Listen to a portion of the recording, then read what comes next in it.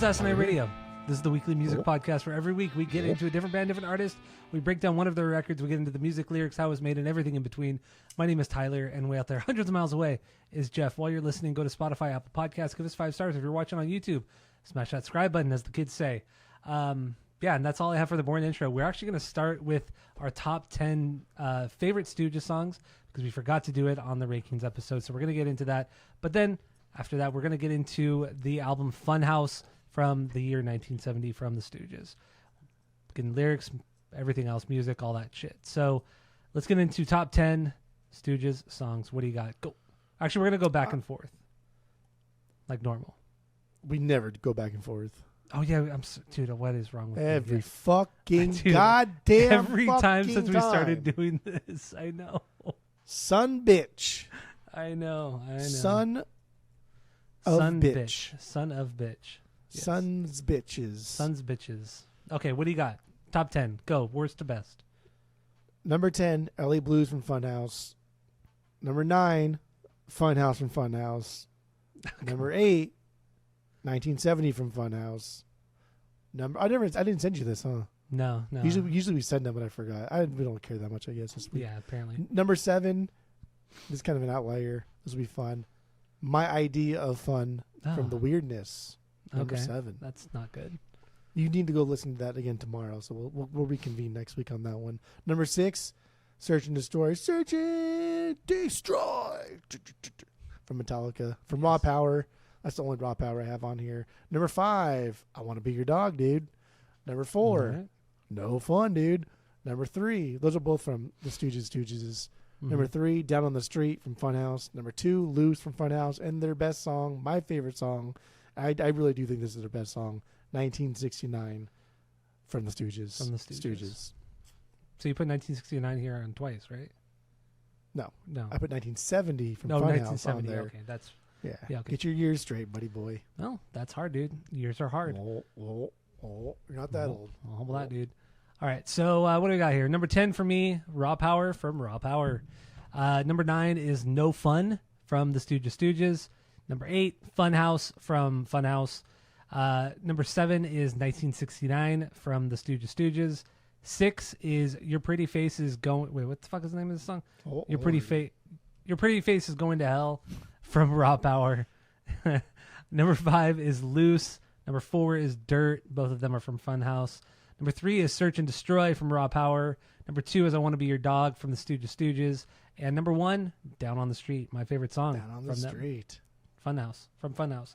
So there you go. Top 10 favorite Stooges songs. So you had nothing outside of their first 3 records, right? No, I don't. I only have... So I put 12 on this best of list, but that was my top 10. But my number 12 is from The Weirdness. Free and Freaky. That one did make my top 12. Nothing from their last record. Correct. Gotcha. Yes. So just like in the Primus episode where you put a bunch of Frizzle Fry songs on there, it's one of their worst records. But on this one, it's the opposite. You put none of their last record on here, but you think it's really good. Gotcha. Yes. Okay. Yes. Gotcha. Yes. Gotcha. Gotcha. Yes. Gotcha. Gotcha. Oh, that's annoying, dude. All right, so let's get into this. Let's get into the Stooges. Let's get into our origin story with the band and first impressions. So what do you got? Go. Origin story was Beavis and Butthead. On the Beavis and Butthead, one of their compilations they had a long time ago, Chili Peppers did a cover of Search and Destroy. I always keep thinking of Seek and Destroy from Metallica's. They did a cover of that, and I liked it because as kids, I think every kid who's not a fucking pretentious shithead likes the Chili Peppers. Yes. And so that had to have been like late 90s, early 2000s era. But then I listened to at some point I downloaded the original version. I was like, I do not like this. This is not what I like. And so it wasn't until essentially we opened the store until Dave and I were going back and forth on what we like and what we don't like. And he's definitely like an art house kind of guy where he has a subscription to the Criterion Collection and watches those movies. And he's definitely an art house dude. Yeah. And he was like, you should listen to Funhouse because that's when we got them all in the OG copies. Like, do you want any of these? I was like, no. He's like, you don't like this one? He said Funhouse? I said, not really. I never listened to it. Listen to it, take it home, and then but it was too expensive for me to keep. But that's when I was like, okay, It's pretty fucking good, actually. I like this. I like a lot of the bands that try to sound like this. And then subsequently, I listened to the Stooges, and I like that one. But that's about as far as I got. It wasn't like something I needed to go out and buy on Amazon right now. It was just something I thought was like, oh, this is fucking cool. I'm glad I like this now. Yeah, okay. All right. That's it. All right, and that's it. So, That's it.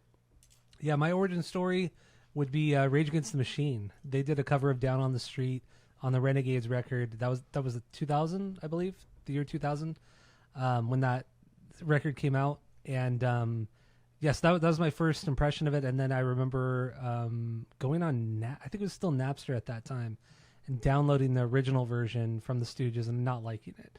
It's like, what the fuck is this? The fucking Rage version is significantly better, which it is. Technically, it is a better version.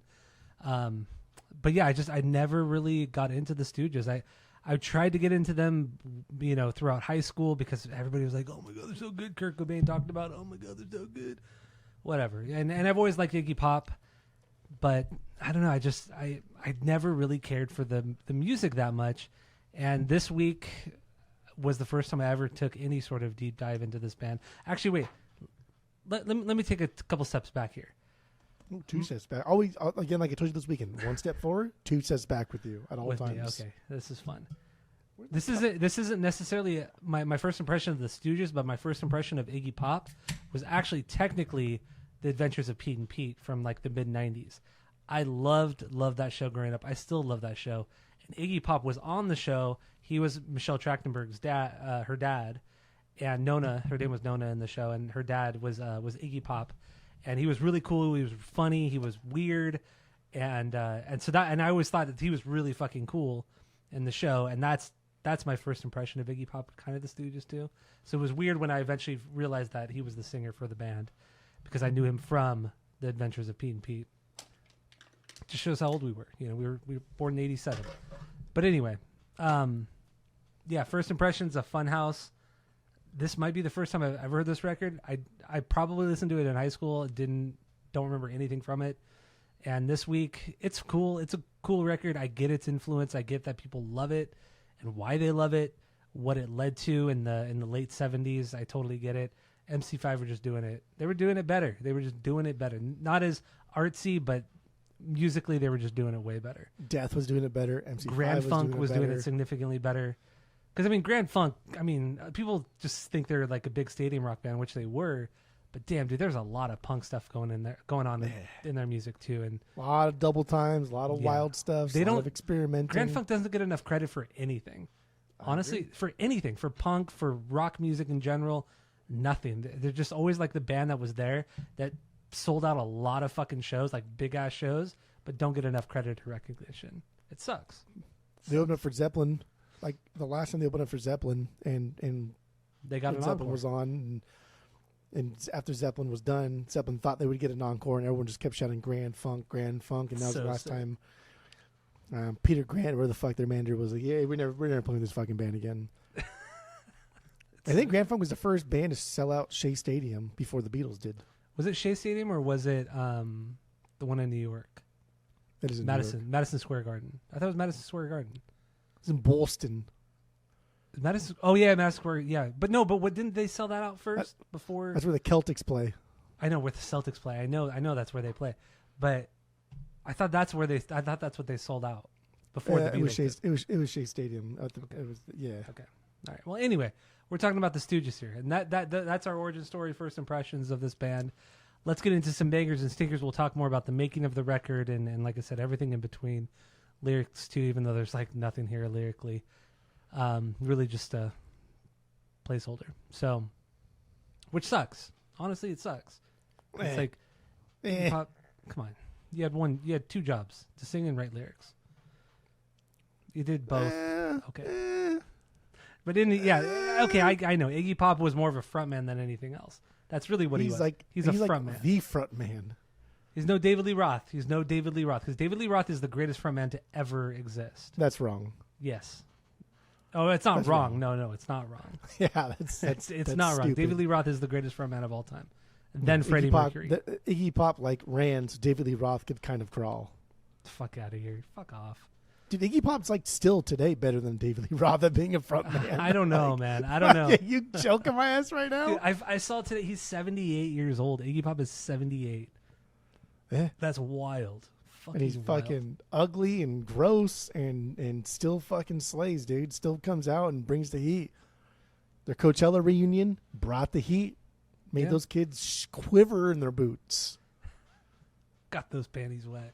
Got those panties wet. I looked it up. That Beavis and Butthead soundtrack actually came out in the early 90s, 93. Okay. I definitely didn't get that soundtrack at that point, though. It was definitely like later, mid to late 90s, yeah. I did watch Beavis and Butthead probably like around, like before I was 10 for sure. Because that was like the most taboo thing. But because my mom worked, like I was like, fuck it, dude. Like I'm just going to watch it with or without your permission. Or I'll just go to my friend's house who I know have no adult supervision and I'll watch it there. Yes. And it's not that bad. It's not that bad. But anyway. It's fucking. With Scritchin? It's George. Tammy put George in here and now he's being a bad dog. I didn't see her come in there. She opened up she cracked open the door while you were talking and then Rupert walked out. Rupert walked out and then George came in. Oh, you just traded him. Yeah, Tammy traded him. Fuck yeah. But anyway. Out with the old, in with the new. I get it. Yeah. No, Rupert's the best. Anyway, so let's get into this. Do we have any stinkers on this record? No stinkers. I agree. No stinkers at all. I think every song's a banger. I do like all the songs on here. I think there's a lot of charm in these songs. But damn, dude, some of them sound like shit. Like what? But they're charming. Blues? What? Like LA Blues? No, like TVI. TVI is my least favorite. TVI is my least favorite. That's Bowie's favorite Stooges song. Of course it is, because he's a fucking little cuck. Oh God, he's so annoying. David Bowie. Song. Whatever you think of his music, he's so pretentious. I don't care. Right? Come on. Just like Lou Reed is so pretentious. Lou David Reed for Bowie, sure. Hands David down Bowie. I get that. David Bowie's just a more popular Lou Reed in that in the pretentious, category. No, because I think David Bowie tried to make art. Whether or not like he achieved that is subjective, obviously. But I think Lou Reed like took pride in being just a shitty everything, but somehow just cranked out fucking some killer tunes. Well, but like debatable. I think David Bowie might be like one of the greatest musical artists of all. Like the dude made dying an art. Like no one has ever fucking done that. That's pretty wild. That is crazy. That part is crazy. So I do have a lot of like respect for David Bowie as the years go on. Because every time I get a Bowie record in, like, oh, I haven't seen this one, or oh, this is a clean original. Let me see if I want this. I'll throw it on, and like 8 out of 10 times, 4 to 5 times, I don't really care for it. I don't like it. 8 out of 10, 4 to 5 times. Yeah, okay. Are those not the same? Just well, it's not 8 out of 10 times 4 out of. You said 4 out of. Wait, you said 4. Wait, you said 8 out of 10 and then 4 out of 8 times, right? I said 8 out of 10 or 4 out of 5. Oh, I think you said 4 out of 8. Okay. No, you didn't, because you even repeated 4 out of 5. You forgot your conjugations there, didn't you?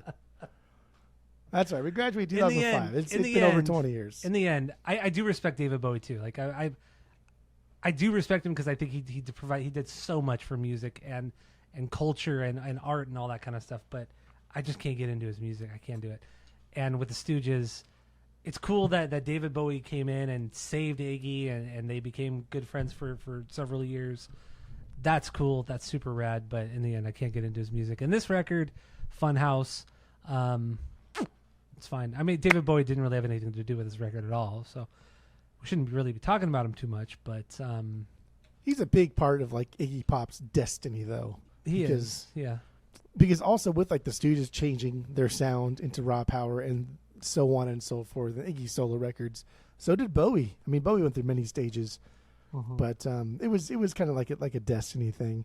And I think Iggy Pop. I mean, we're talking about the Stooges, but we can just say Iggy Pop because, like, no offense to the boys, but come on, guys. Yeah. Like any schmuck off the street could have played what you play as long as Iggy Pop held down the fort the way he did, and that's why he needed to step up. And like in the documentary, he talks about how he just fucking hated. And not just like the hippie movement, but just rock music in the 60s and how we're like replacing Elvis with other people that are just pop singers that don't really rock. And like we don't think of Elvis as like a rocker, but like he fucking rocked back then, right? Like he was the fucking rock god back then. But then you replace them with kind of like the pop shit in the 60s, and then getting into like, we talk about the Monkees and other bands. Like, who gives a fuck about anybody? Any of these bands? Like, the rock is just going soft in the 60s, and especially in the hippie movement. And this retrospective lens on the hippie movement is so negative all the time, and I like it. I do too. And it's still fun because like hippies are just kind of like spoiled kids that could afford to go and not have a home. Yeah. Not necessarily rich, but like, cause we're not rich, but we can afford to go off for a couple months or half a year or whatever the fuck it is and live off the land and come back to a job and find a place to work and go back to, you know what I mean? Like that's true. We did spend a month in Europe because we just could. Yeah, we paid for it. Like, we're not like poor, we're not rich. Like, we're just solid like middle class, and like that's fine. Yeah. And so like that's why people get so mad at the hippies, and I get it. But that's why that I like that. Well, hold on there, dude. That's why Iggy Pop spent so much time being the frontman. Spent so much energy being the frontman, is because the music kind of sucks. This music kind of fucking sucks. It's kind of not very good. It's not super punk like MC5, even though like my banger here is an MC5 cover song, Loose. And they're not as aggressive and kind of crazy as Death was. They're just, they're Iggy Pop. Like, I'm going to go to the show because that dude's fucking crazy. Yeah, you're not going for the Ashton brothers or the bassist. Or, I mean, the bassist does have some good parts. I will say there's some really cool bass lines and everything. Even Ron, the guitar player, he has some rad leads through parts of it. I don't think he's like an extraordinary player, but he gets the job done. The job is only to just make rock and roll music, maybe double time it a couple times here and there. But their job is just to make rock and roll music and noise and let Iggy Pop fucking take over. Like that's what the Stooges are. I mean, even when they reformed, they called the band Iggy and the Stooges. Iggy and the Stooges. But at this time, they were just the Stooges during the Funhouse era. So let's get into a couple of bangers. We'll talk more about the background of the record, some of the stuff leading up to the record as well. So what do you got? Biggest banger off of this record, off of Funhouse? Loose. The second song, Loose. That's my 1B. My 3B. Let's get into this. What do you got? That's the MC5 cover song. That's exactly what I put too. They're not ripping them off like at all, because Iggy throughout 30, 40, 50 years of his career has always told people, dude, go listen to MC5. They did it before us. They're fucking good. And like MC5, they're never as popular as the Stooges, but like Iggy's always said, go listen to them. So I don't think this is ripping them off, even though he did rip them off. I see it more as like he really did love that band and he wants people to listen to that band, so he's just gonna cover them a little bit. But goddamn, this is a good fucking song, bro. Even in the early days, which was like 1969, but yeah, in the early days, it's fucking dog over here, man. The Stooges were kind of billed as like the little brother of MC5. Yeah. And that's what, and they would open up for MC5 and do their own thing, and then MC5 would come on and just blow the roof off of the fucking place. But they were always considered as like the little brother band to the MC5 in the media and all that kind of shit. So, yep, there goes George. Jimmy just opened up the door. There goes George. Did you swap them out or just? No, she just took them. She just took them both. Yeah, didn't swap them. But anyway, yeah, this riff is just straight up. It's straight up kick out the jams. It is. But then like so the Stooges are always kind of hard. They're always aggressive. They're always over the top. And what's cool about this is that this is not their riff. Like objectively, this is not their riff. Mm-hmm. And so in the chorus, what do? They kind of sing softer. And like, I like that. I like that little contrast. It's cool. Like you can't top that riff. That's not going to fucking happen. It only came out like a year or two before this when the Stooges when MC5 dropped it. Yeah. So like you can't top that. So all you can really do is just kind of contrast it, kind of put something else on the high end that people can grab a hold of, and this is it. Like this is the bee's knees here. It's the best. Yeah, I agree. And I mean, in the end, there's not a lot here musically, and this is a band that should have been seen live, and that was pretty much it. And I guess we should start this all off to talking about how it was recorded. So they went into the studio. The guys went into the studio with the producer named Don Gallucci, I believe that was his name. And the first day they had everything mic'd up properly. The drums were mic'd. It was all soundproof appropriately and all that kind of shit. They played through some songs and like this, they're like, we don't like this at all. This needs to change. So the producer, Don, and the band ripped everything out of the studio, essentially just a barren room, put up mics here and there. Iggy took like a normal like dynamic mic, nothing crazy. And they just fucking jammed out these songs. And that's the recording we get. Some of these songs are horribly mixed, but that's probably because the way they were recorded, which we'll get into in a bit. But that's like the backstory of this record, and they just busted out these 7 songs in like I think it was like a week or some shit like that, super fucking quick. But I like that. I like that whole concept. They're like, fuck, we want to try to make this a live thing. We want the record to sound like we do live, and this and that, and I think it kind of does, but in the end, God, can you imagine seeing the Stooges in 1970 with these fucking songs? That would have been fucking insane. How loud and bombastic it would have been. It's funny too, because like that Don Gallucci guy was a part of the Kingsmen, and like the Kingsmen, like their biggest hit, like everybody knows Louie, whoa, whoa, in like the early '60s, and so it's just kind of funny that you get somebody who pretty much wants to kind of just like stick to the classics, stick to the pop realm, and you put him in the room with the Stooges a year after the Stooges came out, and he said, "Hey, make this work." Like, what the fuck did you think that was going to happen? But what I was reading too, like he wasn't opposed to the idea. It's not like he like put his hands. No, he on just had no idea oh. what the fuck he was going to do. Yeah. He's just like, okay, let's do this, and he set everything up, and he put the partitions up, and he's soundproof, and he separated everybody, and everyone like, dude, this sounds like shit. And he's like, okay, you're right, fuck it, let's just make a big open room, and you guys can just play loud, and then we'll record it. Like, there's no separation between amps. Let's stick the amps right next to each other. Let's put the drummer right where you would be if you're on stage, and then let's do that. And you could hear it all too. You could hear the everything reverbed, and you could hear the fucking snare not crackling, but you could hear the chain on the snare, rattle the chain, and all that kind of shit. No, what he did was give up. Like, he gave up in the studio, and he was just like, "Fuck it, dude. I'll relent. I will let you do whatever the fuck you want," and it worked. And it became massive. But it's just funny when you put somebody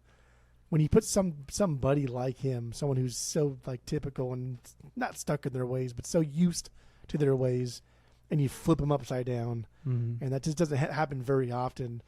And then like the end product is something historic. Yeah. I mean, honestly, I wouldn't even say the Stooges were ever big until like the early mid '80s. Because, I mean, when these records came out, these 3 records came out, they got shit reviews. They barely sold anything. And then, I know like the earlier punk bands, the 77 era or the birth of that era of punk, a lot of them cite Iggy Pop and everything, but it really wasn't until David Bowie covered and also used some of the songs he had co-written with Iggy on a couple of his own albums. Like I think it was in 1982 and 1984. I don't remember exactly what albums, but when he did that, all of a sudden people were like, who the fuck are the Stooges? Who's Iggy Pop? And then he just kind of blew up from there. And then people were like, oh, this is the guy who kind of started punk, the band that kind of started punk.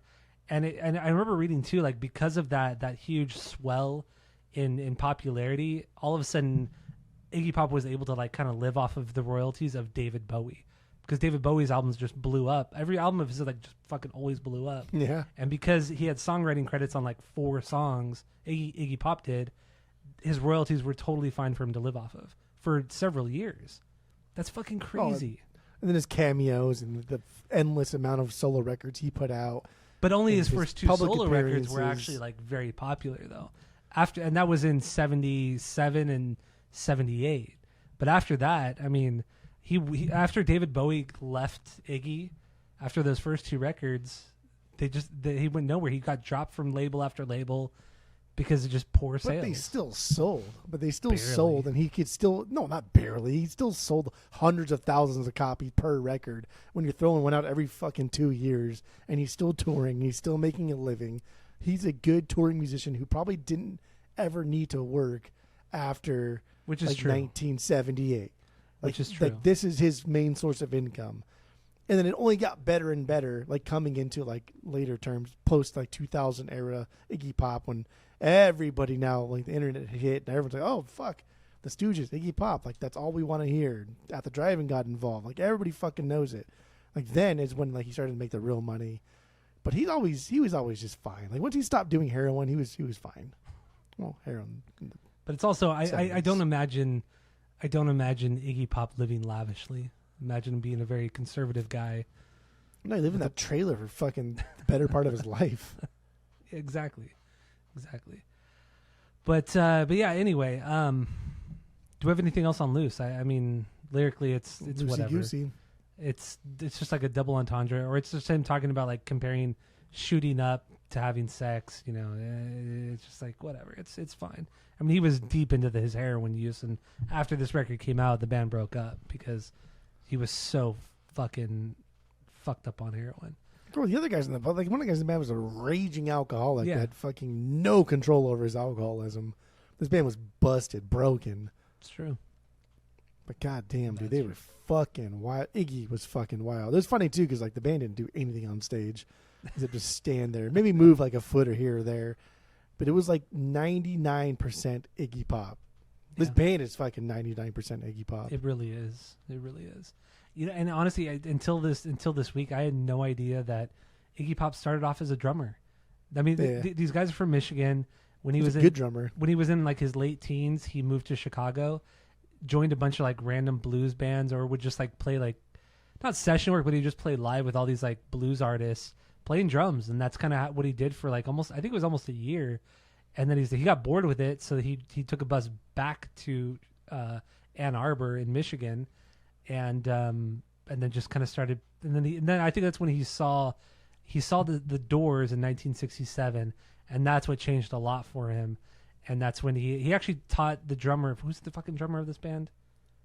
David. One of the Ashtons. Oh yeah, Scott Ashton is the drummer. Yeah. And he actually taught Scott Ashton how to play the drums. He's like, this is what you do. These are the certain beats that you should play. This blah blah blah. He was like guiding him through how to fucking play on a record or play music or whatever. But yeah, I had no idea that Iggy was originally a drummer. That's He was super fucking always- cool.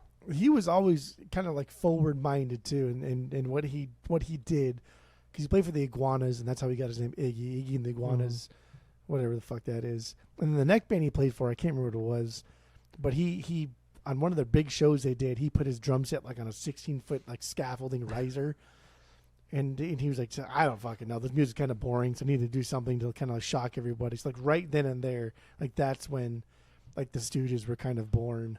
And it was cool to hear him, like in the doc, he talks about how he played for like a lot of these blues musicians. And there's a lot of like the black blues musicians who weren't allowed to play white clubs. And when they were allowed to play white clubs, they would need like better kind of musicians because they were just like predominantly guitarists. So Iggy would play with them, so they'd have a white person in the band, so it would be more receptive to the crowd. And it was like, that's kind of wild.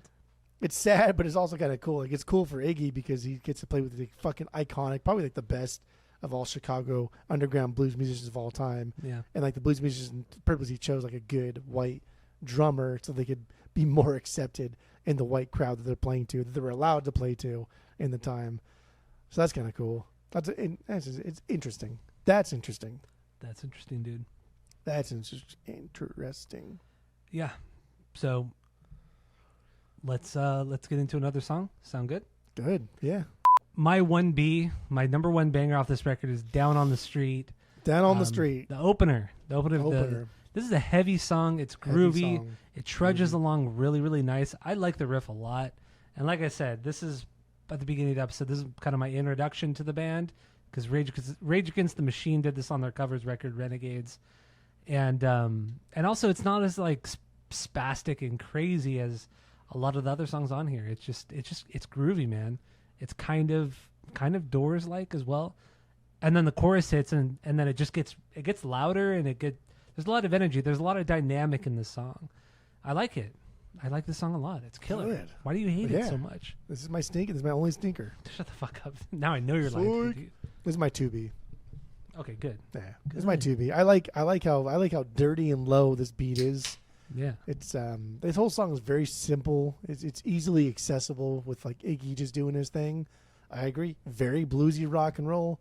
Definite Doors vibes, especially with yelling the no wall part. Yeah. No wall. Very Jim Morrison sounding. Yeah. The solo, pretty fucking sloppy, pretty punk rock. Don't need anything fancy. Just something that kind of rips, makes a statement. But like I like the little guitar leads throughout this song. Those little fucking bends and slides. Make myself known, but like I'm not a great guitarist. I just want to make some noise. I like that. I dig that. Decent guitar player. Just decent guitar player. Nothing great. Just decent. Decent guy. Nothing wrong with it. And that's fine. God, and this guitar tone is just so nasty sounding. When the chorus hits, it just doesn't sound that good, but it fits for this band. It really, really fits for this band. I mean, it just I always just thought it just sounded like shit. Like everything just sounds like shit with this band. I mean, it really does. Yeah. Like everything they recorded just sounds like absolute ass, but it's endearing. It was a purposeful attempt to sound like absolute garbage, and I don't mind it most of the time because I know that I'm not listening to this for the tones, for the drumming. I'm listening to this to see like where the fuck is Iggy gonna go? Like how are you going to fill this silence? Yep. That's it. So yeah, Down on the Street. I don't know. Lyrically, there's really nothing here. It's about you hear Tammy yell. Who's she yell at? I don't know. One of the dogs. Just chaos. Just chaos when she's home. That was good. This is why I don't like to pod when she's home. So yeah, in the why it's funny. At least she's not vacuuming. So. Oh, so good. His lyrics, even in the fucking documentary, he was like when he heard Bob Dylan and he's like, oh, Bob Dylan, blah blah blah blah blah. It's like, dude, first of all, shut the fuck up, calm down. And he was like, well, okay, buddy. I don't make the rules. The greatest lyricist of all time sucks. Okay, buddy. I don't make the rules. I don't even know what rule you're even referencing to. You're just saying quips and stuff that don't even make any fucking sense. But even in the documentary, Iggy Pop was like, oh yeah, I should write in 25 words or less. It's like, well, like that's cool, right? If you can back it up with like stage performance, and like that's why earlier on when he said he's like not a good lyricist, not a good singer. And like, yeah, he's not either of those two things, but he definitely makes up for it in stage performance, and he's lucky because if anybody else who's kind of a shitty singer or a lyricist had like if Kiedis had said that, I only write in 25 words or less, dude, crucified, yes. Absolutely fucking crucified. And Kiedis too, like we'll get into that later on if and when we do Chili Peppers, but the whole no shirt thing too a lot. Can't even hold a candle to Iggy Pop. No, not at all. Not at all. All right, so Down on the Street. Let's get into another song. What the lyrics? I'm talking about the lyrics. Lyrics are stupid. Yeah, the lyrics overall on this record are dumb. Yeah, really dumb. So Down on the Street about seeing a beautiful girl on a night out. That's really what it is. Nothing too fancy here. So what are you doing? Why are you smelling your beer? Of course, I smelled weird. It smelled like a fart or something. It was weird. Was it after did you just finish the Wow? No, that was 3 beers ago. Oh, okay. Because I will say after I drink with that wheat beer, the Coors Lights have not tasted the same. There's something weird about it. Interesting. Is it interesting? You doing this? You doing this? Like when. If you don't find something someone says interesting, but you want to just move on, then you say that's interesting. When I say like that's interesting, like I'm actually in my head, I'm running the numbers, I'm percolating, I'm thinking like I want to say that's interesting, and then I want to keep going on that.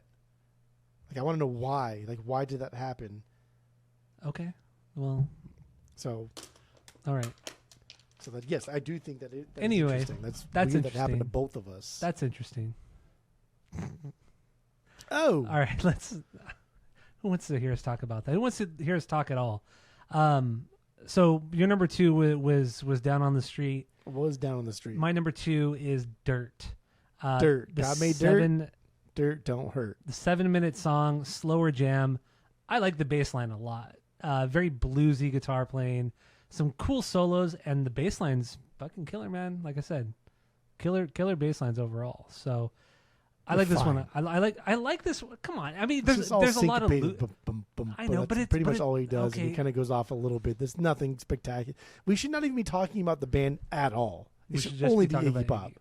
Like, get the fuck out of here. Like, without Iggy Pop, this band would just be like a bootleg Grand Funk. Yes. Like, that's what they are. They sound like a bootleg Grand Funk in anything they do without Iggy Pop.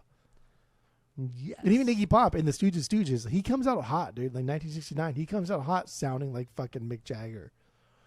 He wants to be fucking Mick Jagger with a little bit more kind of Morrison in there. And that's essentially what he is and what he became and what he perfected is this specific sound.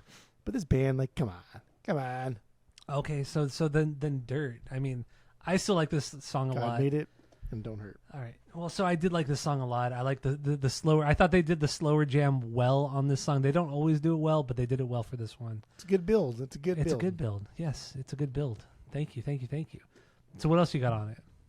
It's a good build. The psych influence, like in the first part, it's fucking there. It builds into a really nice groove later on. I do wish they kind of like added a little bit more excitement, but I think that's just us or me. Kind of being in that punk rock realm after this, where like all the bands double time it towards the end, like they didn't. So I'm not unhappy with this. I wish it was a little bit different, but I still also kind of like this. But like for sure, dude, you can hear some of Bowie's like later stuff after The Man Who Sold the World in this song. Can you? So like this is the reason. I probably listen to more Bowie than I want to, and I don't like it. Yeah, but. Like this is the song where I think like Bowie heard, even though he says that TVI is his favorite. I think he probably like heard shit like this. He's like, oh, I can do that, but fucking better. And then, Art did it up and fucking artsy fartsy stuck his head up his own ass and did the rest of that thing. But it's cool. This is not a banger for me, but it's cool. Okay. And I do really want to get into David Bowie. I've always wanted to. We've talked about it before. We just don't know where to start. But he has so many goddamn fucking records. So yeah, I'm looking at his discography. He has so many goddamn records. He's got a lot. That's a lot. You should at least like give Ziggy a good on your cans, a good through and through. Yeah, I should. Ziggy's fucking good, man. We have a big couple weeks coming up with other bands, but yeah, I should throw in a couple records every day or something like that. But anyway, yeah, I'm not really talking shit on David Bowie. It comes out of my own ignorance. I do. I don't like fucking art rock. It's stupid. Except Velvet Underground. I love them. Like the most art rock of art rock bands. Like, but I don't like Nico. Okay, I don't like the Nico shit. And Nico's solo records. Holy fuck! Have you heard Nico's solo records? I have not. No. You should. That'll piss you off more than anything. I imagine because I hate that first Velvet Underground record. I hate that record. That'll piss you off like it's some like Yoko fucking solo record. God damn. And then I didn't know until I watched the Stooges doc that that Nico like kind of dated Iggy, or they had some sort of relationship, and the rest of the band members were kind of irritated because they would kind of go off in their own corner, do their own shit. But he was like infatuated with her because she was older and she had this unique like look on life and super into art, and she would judge their music and performances. She was older. Yeah, it's because she was older. Yeah, that's and exactly she dated fucking Lou Reed, and she like knew everybody in New York, and she knew everybody everywhere, and she was just a little fucking succubus. And the bandmates were like, "Nah, dude, no girls in the fucking recording studio." And Iggy's like, "Well, I'm gonna bring her in." And of course, they relented because without Iggy, he ain't shit. It's true. That's true, dude. And the proof is in the pudding, because after fucking Raw Power, Iggy left to go do his own thing, and the band didn't do shit for 34 years. Kind of sounds like Dead Kennedys, right? Or Pixies, or fucking any band where, well, the Pixies have more than Pixies, one good member. That's not a good example. And Dead Kennedys Dead Kennedys have more than one good member. Yeah, but they never put out anything both those after. Are bad members. No. Or both those bad examples. No, Dead Kennedys not, because they never put anything out after Jello left. It's only the Jello albums. Well, hold on there, dude. The thing that I was going for was, if one person is integral to the band, you can't do anything without that person. The Dead Kennedys still could have put something out without Jello, and like maybe it would have been good or whatever, but probably not. Probably. And the other example with the Pixies, like they have more than one good member, but Jello was the only good member in the Dead Kennedys. No, it's true. He DH, wasn't. fantastic fucking drummer. Yes. East Bay East Bay Ray, Ray, fantastic killer fucking guitar guitarist. So like, Stooges is like in this example, Stooges is the only band that like literally I don't give a fuck about anybody except for Iggy. That's fair. I get it. I I get it. I don't care. All I don't right, make the rules, dude. I know you. I do. How many times do I have to tell you? I know you don't make the rules. I know you don't. How much I gotta tell you? So You don't listen. your number 3 was what? Third banger? Like it was 1970. 1970. That's my 5B. Let's get into it. What do you got? That's good. That's a B, dude. This There's is only 7 I songs, like, dude. I like more exciting Stooges songs. That kind of shouty vocal delivery is also very Morrison, like punker Morrison. But we get kind of like a wild drumming thing going on here, right? Mm-hmm. And then we get to Iggy's kind of raspy shriek singing. Like that's when it just gets fucking wild. Very like Valiant himself. Like come out, Dude, that's exactly what I put too. That's exactly what I put. I said when he screams, he sounds exactly like Valiant himself from Valiant Thor. And that's exciting. That's cool. And you know what I really like? I really like a strong fucking sax in just like this music. Like why?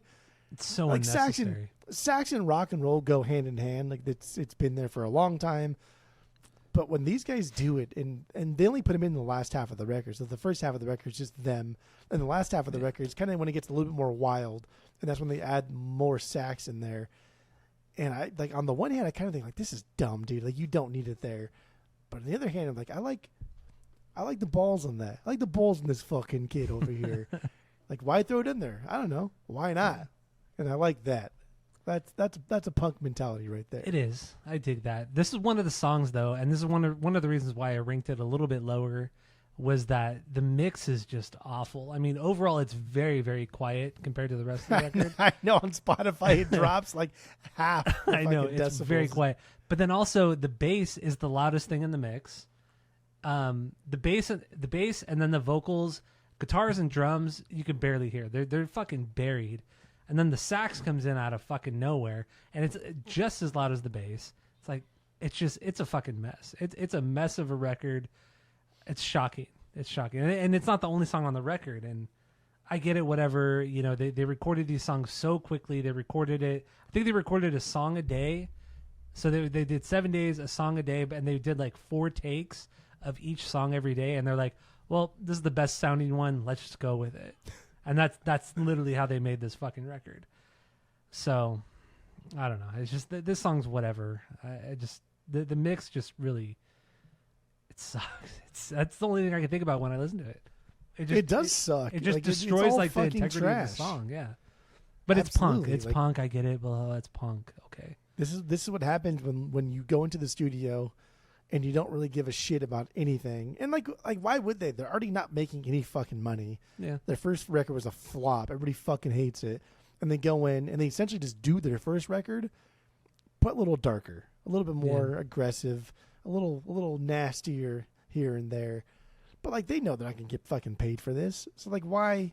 I don't know. Why spend more time doing something that you're not gonna make any money off of? And they were doing also like live. They were doing more avant-garde stuff than they were doing on the first record too. Like they were being inspired by various other kind of avant-garde artists or people out there, and just using. I forgot the guy's name. There was some guy in the documentary they were talking about who was just like taking random things and making them instruments, or just putting them some older guy back in the late 60s. I forgot his name, but yeah, they were really influenced by him, and that influenced a lot of this record as well. And I get it. I mean, you guys are in your early 20s. You guys are fucked up all the time on you're smoking a shit ton of weed. You're doing a lot of LSD. You're drinking a ton. Heroin's been thrown into the mix. Like you guys are all fucked up. Dude, like Iggy Pop, like every time I see him from like the beginning of this journey and looking at videos and pictures of him in the 60s and until now, like all I think is like, bro, like you need to just fucking eat, my guy. Like just have like one fucking meal, dude. Like and whatever, maybe like America's obese or whatever. Who gives a fuck? But like, bro, just eat. Like food is available. Eat. Like you're like Edgar, your skin's hanging off your bones. Yeah. Fucking hell. But I get it. Like this is just uncharted territory, and like that's what's fun about music. Like leading into like this mid to late 70s, it's just when things are different, they're fucking different, and they hit weird, and it's kind of like bizarre, and no one likes it to begin with, and they love it. So I don't know. Yeah. All right, so fuck. I mean, we might as well talk about every song at this point, right? Yeah, we got 3 left. Pretty 4 much. left. So we haven't Well, 3 done left. Funhouse, LA Blues, or TVI. So let's get in. What do you want to do? What do you want to do? Gonna have a TVI tonight. Let's do TVI because it's That is Bowie's favorite song. Yeah, that's not a banger for me. it's my least favorite song on the record. Horribly mixed song. This is the one that really just threw me off because it's the 3rd track, and then all of a sudden the mix is just so fucking terrible. Like I mentioned earlier, the bass is completely up front, so loud. Just it's just bad. It's just bad. It's bad. Straight up bad. Somebody playing guitar over there? What was that sound? I don't know what the fuck that was. Right. Anyway, TVI. I don't really care too much about this one. It's so like there's a couple things with this one. Like one, I do think Fear was inspired by this song. Like a lot of some of the bigger Fear songs sound like this song, and I also get Rage vibes throughout this too, and a lot of like the riffs too, which also stem from like MC5. I do think are kind of Very reinterpolated by Tom Morello. Yeah, and he got a lot from this stuff too. On the Renegades record, they did an MC5 song and they did a Stooges song. Yeah, that really said something about Tom's playing. But yeah, when you listen to anything Rage does outside of the covers, it's very, very Wayne Kramer, very, very Ron Ashton. So it makes perfect sense. Grand Funk too. I mean, they've never covered Grand Funk, but you hear a lot of Grand Funk in Rage too, and the guitar playing, I should say. I think like the problem with Grand Funk is that like they did too many goofy anthemic shit to where it's not cool to like Grand Funk. And then when Grand Funk realized that they could be like a Journey or a Bad Company kind of arena band, they covered like Locomotion. Mm-hmm. And like that's stupid. And after that, because I think that was after We're an American Band, and after maybe it was On American Band, I don't know. But like after that, it was like whatever's. But dude, the first like 3, I think maybe 4 Grand Funk records are so fucking good. Yeah, like they're Detroit really good. loves them. We talked about the Grand Funk episode. We're like still to this day, like Grand Funk Railroad underneath the major overpass in like downtown Detroit. And, like someone graffitied it during the pandemic, remember? Yeah, I and remember like that. somebody went back up there and repainted it. So sick. Fucking hell. But yeah, anyway, We're not TVI's doing fine. Grand Funk. Yeah. I wish I like Grand Funk more than Stooges. So. Oh, I do too. Totally. I like it more than the Stooges. I like it more than MC5. I don't care. Grand Funk is great. I do too. Grand Funk is Do you great. like Grand Funk more than Death? Ooh. I think I like that's Grand tough. Funk's music more than Death, but I like Death's whole fucking everything. The else more lore, than Grand Funk. like all that, the history, all that. Yeah. But Death That's has what I some would good say. songs too. Just Grand Funk has so much to choose from, and it's all done really, really well. But I would say in the end, I'd choose Grand Funk over Death. But Death was so good. That one, or that compilation of songs, I should say.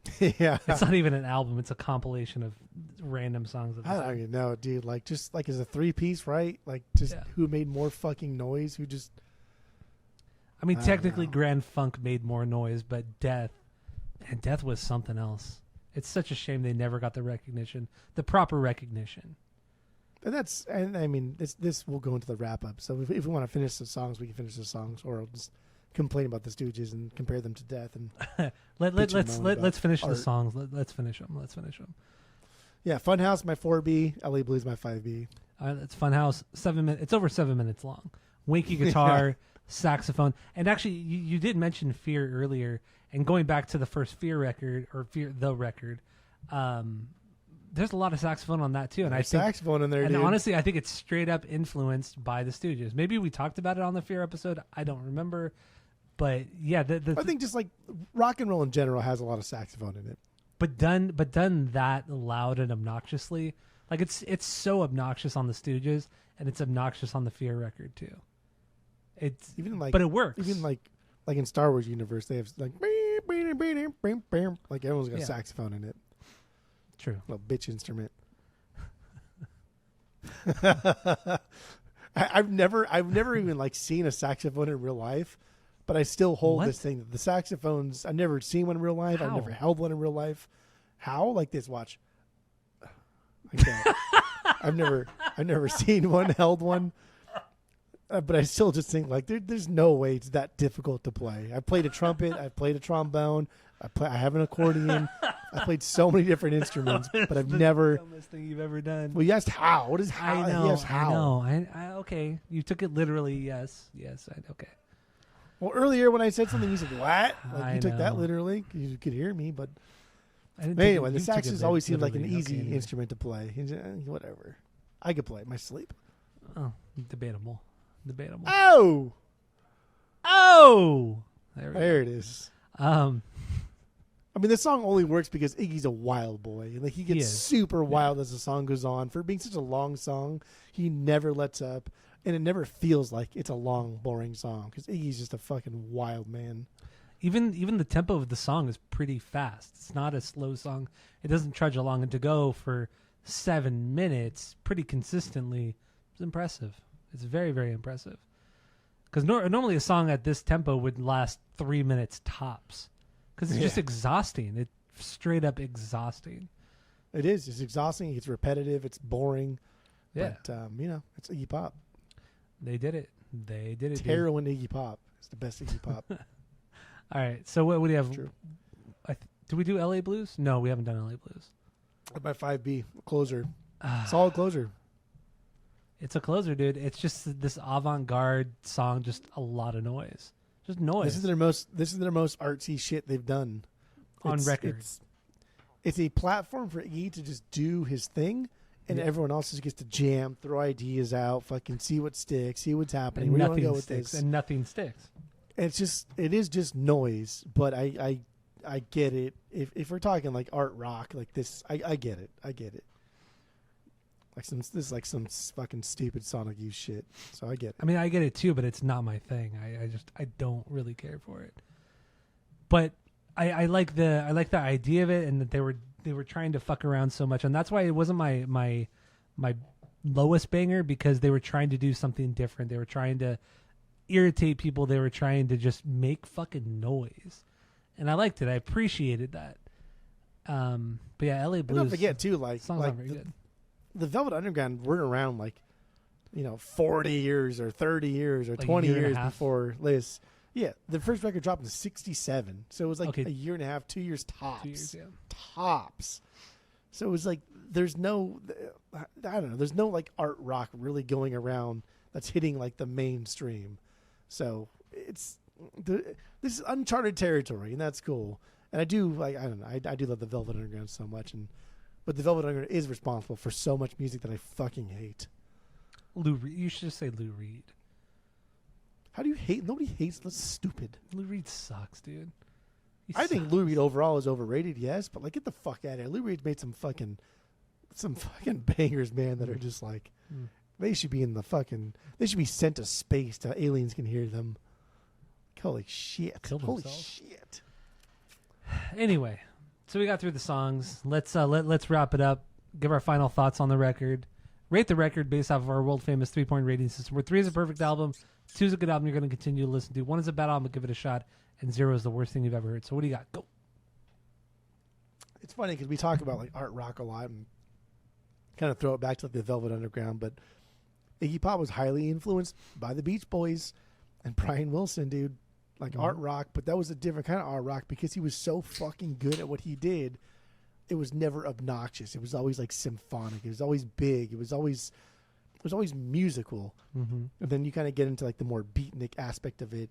And I think that's what Iggy hated so much about the 60s, because Iggy loved the Beach Boys and he loved the Stones, but very kind of one-dimensional, very forward-thinking. But then he also loved like fucking the Velvet Underground. And so like Iggy Pop is just a fucking mess, bro. He's just a mess. He doesn't know what he wants to be, who he wants to be. Mm-hmm. And so I think when he wanted to have a band that sounded like the Stones with a little bit of frontmanship in there, but he knew he couldn't write lyrics or write music like Brian Wilson, he went to the extreme and became the front man, like the fucking front man, like one of the like best. greatest from. One of the best. I would definitely say he's maybe like Top 5. I'd say top 5. he's top 5 most iconic frontman, whether you like him or not. Like, if you think he's the best, at least iconic. He's definitely top 5, yeah. maybe top 3 most iconic frontman of all time. And I think that's because he's not a musician. I don't think he's a musician, even though he's really good at the drums. But even as a drummer and but he doesn't play the drums in the Stooges. That's the thing too. We're not. But like, you don't have to like play or the a drums solo to be like music minded, to understand like, okay, True. I don't like what you're doing here because this doesn't sound right. Let's try this instead. It's more like I played the drums for a while and I realized that music kind of sucks right now. So I want to make it different. And how do I make it different? Is be as fucking obnoxious, as wild, as disrespectful, as disgusting, as everything as possible. Like, people credit him as like for the stage dive, like the stage dive, and his story and the thing is funny. And he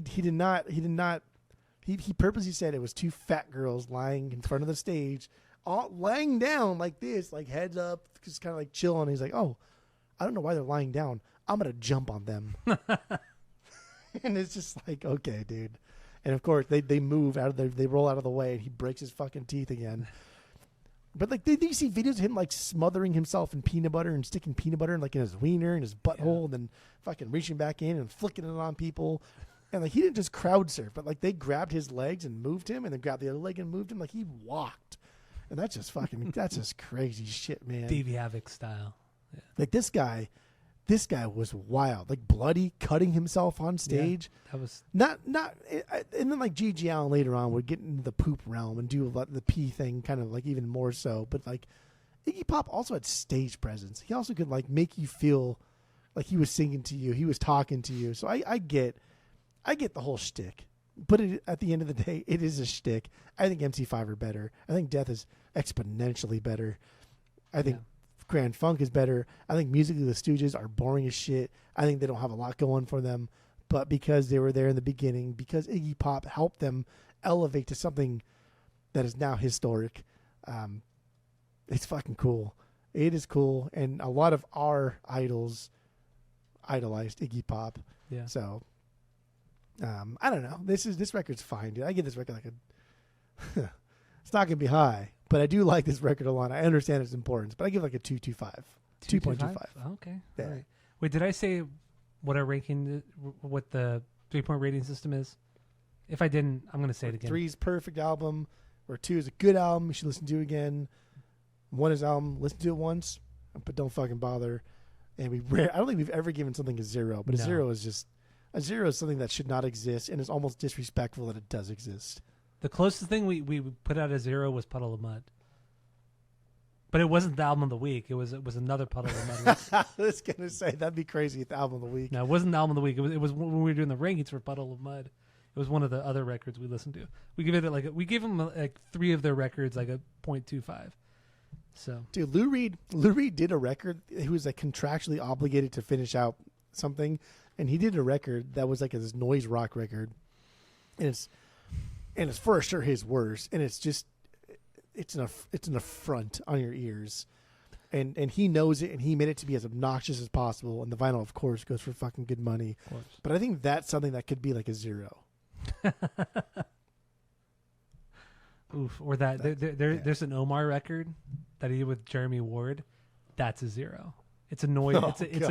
It's a noise record, concrete record. Straight up 0. Everybody, any Mars Volta Omar fan would say the same. 0. Terrible. But okay, so yeah, with the Stooges, I mean, yeah, I get how influential they were, and it makes sense. It's 1976, 1977. You know, if you don't have a lot to base or to be inspired by, especially when you see all this big arena rock, Zeppelin, Pink Floyd, blah blah blah. But then you hear the Stooges, you're like, what the fuck is this? You hear Velvet Underground, what the fuck is this? Like, this is so weird and out there and fucked up. And you just replicate it, but then you also still want the pop melodies, and that's what 77 punk was. It was the craziness of MC5, Stooges, Velvet Underground. I won't say Death, because Death wasn't popular really at that point. But really, like, the 3 I mentioned prior, that's really what influenced, to me, that's what influenced the 77 punk, the class of 77 punk. But yeah, I mean, going, what is that now?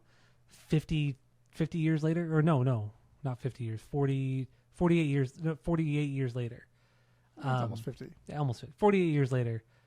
It's just so many bands have done this kind of stuff better, and it's like we could appreciate what they were doing and where was that, but overall, musically, it was just not very good. Iggy, I agree with you, is top 5 frontmen ever, but it's really more, the Stooges are more about Iggy and his antics on stage than it ever was with the music. Outside of I Want to Be Your Dog and Down on the Street in 1969, which I think are the only songs that people like common folk would ever really talk about. Outside of that, nobody knows the Stooges songs. Even like Iggy's solo stuff. I mean, really, people aren't going to really know that many Iggy songs. Just being honest. I mean, I recognize a couple of them when I listened to the first 2 records, but overall, you're just not going to remember. You know Iggy as a frontman, as a stage presence, which is totally cool. He's a fucking entertainer. But yeah, in the end, Funhouse, cool record. I wouldn't get it on vinyl. I'd listen to it again. I appreciate it. I think it's pretty cool overall. It's a record that should be listened to front to back. I think taking the songs out individually, outside of Down on the Street, for my own nostalgic reasons. Outside of that, like this record is a front to back record, and with that, I give it a 2 out of 3. I would go back to it because it is good, and I really, really do understand its importance. I think, as an influence, I think it's a perfect 3 out of 3. Culturally, artistically, musically, or not musically, culturally, artistically, this is a 3 out of 3. My own thing, 2 out of 3. Why the fuck did he, the doc, every interview I saw, every article I read, he never referenced death. And it kind of fucking made me think, dude, you're just a bitch, man. You're just a little It is weird, huh? Yeah, he never mentioned death. Bro, you're not from that city, but you spent so much time in that fucking city. Yeah. How did you not know that? Like MC5 knew death. Grand Funk knew death. They would mention death. Yep. Iggy didn't. Even bands after death was long gone knew about death. You know what I mean? Even you hear Jack White, he didn't start his career till the early mid 90s. He's always talked about death and how fucking great Death were. It's just, especially if you're from the area, you should really know who that band was. So it's either you didn't know who they were, which is unlikely, or you just didn't like them for who knows what reason. Racially motivated, cares. Or I think it was more like, I don't care who they are because they're not popular enough to make a difference. Therefore, I'm going to do my own thing now. Possibly. And Nico's probably John in his ear, oh, you should do this, you should do this. Nico, man. Fucking Nico.